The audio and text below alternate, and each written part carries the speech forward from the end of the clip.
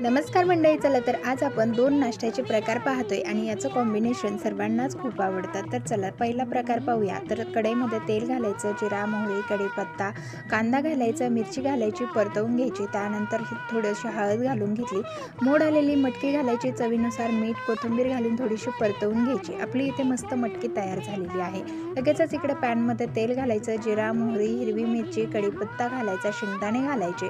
तेलामध्ये हे सर्व छान असं परतलं, कच्चापणा गेला की यामध्ये 2 मोठ्या साईजचे चिरून घेतलेले कांदे घालून घ्यायचे।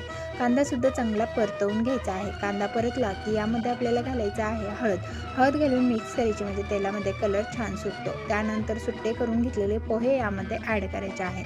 आता 2 मिनिटासाठीच पोहे परतवायचे आहे। जास्त वेळासाठी पोहे परतल्यात अगदी थोड्याच वेळात ते ड्राय व्हायला सुरुवात होते व कडक होतात। त्यामुळे तुम्हाला ही टिप्स आहे आणि नक्की फॉलो करा। व्हिडिओ आवडला असल्यास लाईक शेअर आणि सबस्क्राईब करायला विसरू नका। धन्यवाद।